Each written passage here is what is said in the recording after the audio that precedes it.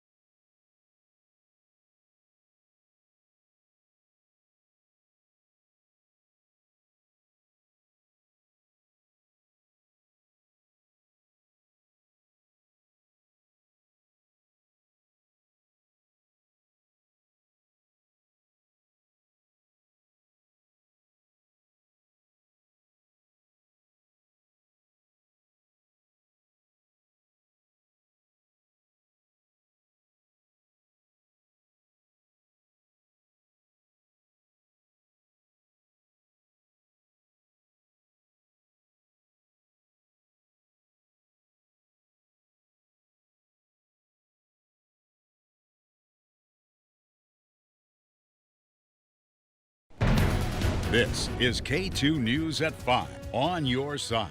Tonight, we're working to learn more about a shooting in southeast Portland. Police say they arrested one man who may have been involved, but right now it's too soon to tell.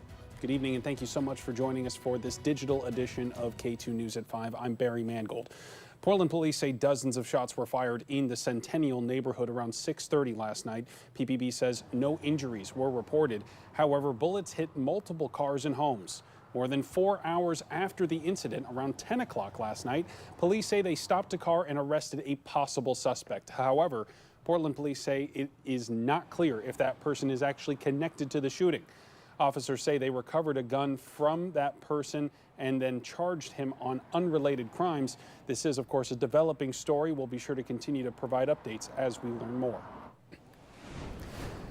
Another developing story, we have new information about the firefighters who were hurt battling a fire on Thursday. Now there's a fundraising effort underway to support one of the 3 injured firefighters. Spencer Tejadas is recovering at the Oregon Burn Center after suffering severe burns on 45% of his body. There's now a GoFundMe set up in his name to help with the costs of his medical recovery. He was burnt while responding to a duplex fire in Gresham on Thursday. 2 other firefighters were also hurt but have since been released from the hospital. All 3 were working to rescue a boy who was mistakenly believed to be inside during the fire. And according to the Gresham Fire Department, that fire was started by an unattended candle. For more information or to find the link to donate, you can head to KATU.com. And 4 people were arrested in a, quote, proactive mission in North Portland. PPB tells us that it was in the Lloyd Hollywood and Elliott neighborhoods. The Bureau says that they served 3 felony and 3 misdemeanor warrants during the operation. Officers also reportedly seized meth during the time, and it's unclear right now what charges the 4 people will face. None of their identifying information has been released. In exactly 3 months from today, on September 1st, drug possession in Oregon will be a crime again. Right now, counties are getting more than $6 million from the state to start preparing for that change. That money is meant to set up brand new programs to offer drug counseling instead of jail time.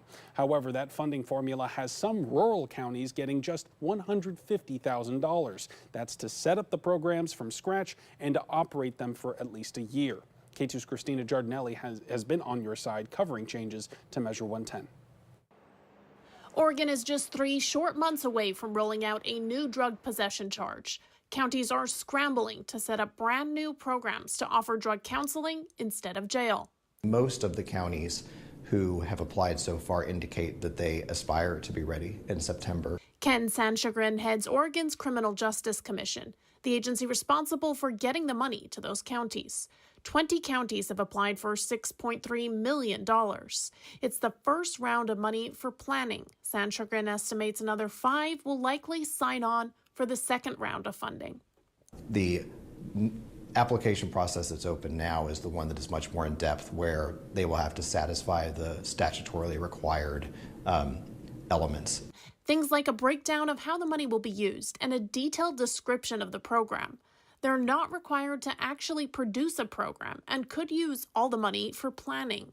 With some rural counties only getting $150,000 for a whole year, Sanchagrin says it's not unlikely. For a county that's really starting completely from square one, having a year to plan through what you're getting into is probably not unreasonable. Are they planning on starting those arrests even if they don't have a deflection program, or will they kind of turn a blind eye and say, okay, yeah, we know this is happening, but we're going to wait till we have our program in place? I don't think I have enough systematic information to answer that yet. With so much still unknown, Measure 110 advocates worry about disproportionate impacts to people of color.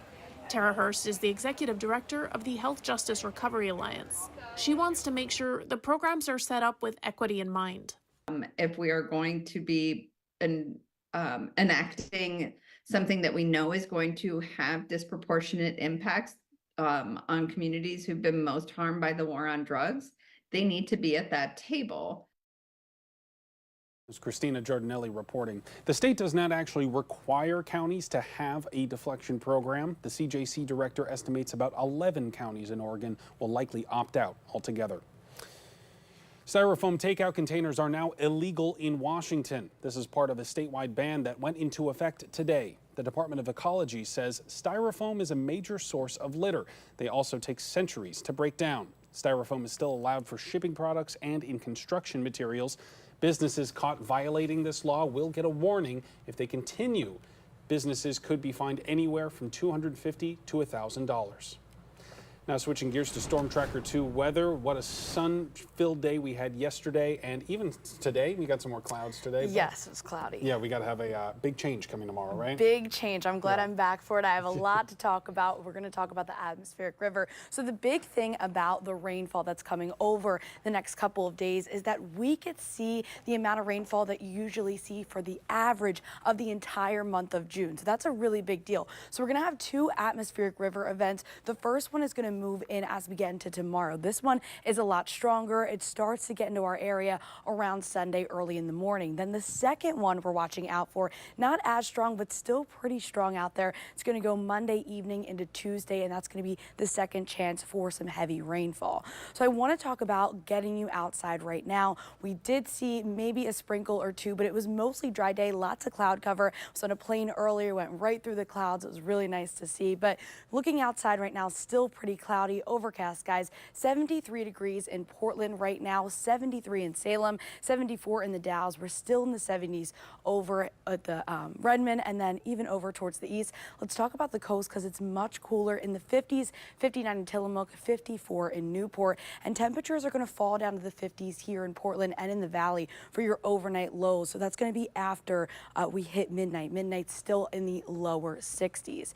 Now let's talk about what's happening overnight. We're going to see some chances for showers, but the widespread event that starts moving in is going to be tomorrow early in the morning. This is around 5 a.m. You can see widespread getting close to the shore, should be on the shore and even in the valley as we get into 6, 7 o'clock, 8 in the morning on Sunday. Getting into the afternoon, heavy rainfall, not only for the coast, but even over towards the Cascades. The rainfall still stays with us late Sunday night into early Monday morning. And then Monday is when we're really going to see another round of showers, pretty light at that. And then as we get into Tuesday, that's when we see another round of showers. So overall, let's talk about those rainfall totals. We could see the heaviest rainfall along the coast and even over towards the mountains. Here's a look at Portland. We're going to see close to about an inch, but as we get into Tuesday, the overall, we should see close to about an inch to an inch and a half, talking about the coast and even the mountains sitting at 2 and 3 inches possible. Now, is this a good thing? We could see a good thing for Washington because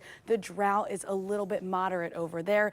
After that, we should see a dry out. We're going to stay dry on Wednesday and even on Thursday. Lots of sunshine for both of those days. And another thing I want to mention is we're going to see some heat back into the forecast as we end out the work week. So temperatures are going to soar back into the 80s, possibly getting closer to above average conditions. A look at our forecast. We are seeing temperatures in the 50s tonight, the 50s tomorrow in the coast. Let's talk about the valley. We should be sitting in the lower 50s tonight, back to the 60s in the afternoon. That's below average. The Cascades and the Gorge, both should be sitting in the 50s tonight, 60s for tomorrow over in the Dalles. Then Central and Eastern Oregon could see the 70s, John Day, and even in Pendleton. A look at the full 7-day forecast. Lots of cloud cover for tomorrow, 62 both days. As we get to Tuesday, more rain in the forecast, lots of dry conditions, and then by Saturday, 85 degrees. So it's going to look really nice at the end of the 7-day forecast. Got to make the most of today, right? Because I know that a lot of people are out and about today, and because it's a lot going on downtown. In fact, it is a jam-packed weekend in Portland. More than 100,000 people are expected to venture downtown for the Rose Festival. City Fair will be open all day today and tomorrow, and in just a few hours at 8 o'clock, the Starlight Parade will wind its way through the streets of downtown. And if that's not enough, the Portland Timbers are also taking on the Houston Dynamo at 7:30, so traffic might be tough. Portland police tell us the #1 priority for them is fun, but safety is also key, so officers will be on high alert all weekend long. There are times where we have things happen that are concerning. They concern us, absolutely. But the best thing that we can do is to just be present, be vigilant, and do everything we can to try to keep things safe. Sergeant Allen also told us that officers will be moved downtown to help manage crews. To the point where, like, I don't even care what book I get, just saying that, like, I survived the Powell's warehouse sale of 2024 is like its own thing now that I'm really excited about. So, speaking of being busy downtown, today is Portland's most famous bookstore held a warehouse sale. It drew a large crowd, to say the least, from all over the state, including that woman you just heard from. She says she drove in from Salem and waited in line for over 2 hours. Powell's own CEO says he was amazed by the turnout. Powell's loves Portland, and today I think we're feeling the love ourselves. The turnout's been phenomenal. It's just so exciting to be able to do an event like this, and I think now we need to figure out how to do this again. Well, if you missed the line today, or if you got in it and decided to turn around because it was so long, you don't have to worry. The warehouse sale is happening again tomorrow. And Bassett says he's now he knows what to expect in terms of crowd size, but recommends people arrive early. Powell says they plan to release more information about tomorrow's plan on their Instagram page later on today. Also happening this weekend, Chiron Horman's friends and family are hosting a car wash for Chiron. Tuesday, June 4th marks the 14th anniversary of Chiron's disappearance from Skyline Elementary School in Northwest Portland. The car wash today and tomorrow from 9 a.m. to 6 p.m. at the Les Schwab on Southwest Walker Road in Beaverton. All the proceeds from it will go to the efforts to bring Chiron home. The Multnomah County Sheriff's Office says the case is still open and active, and there is a $50,000 reward for anyone who provides useful information on his disappearance. You can always call in a tip to the Sheriff's Office. And that is our show. I want to give a quick birthday shout out to our own Guillermo Mota, who works at Univision. I know that he's going to be celebrating this weekend, and we wish him the best. Thanks for watching. We're going to be back here on air after the game around 8 o'clock. See you then.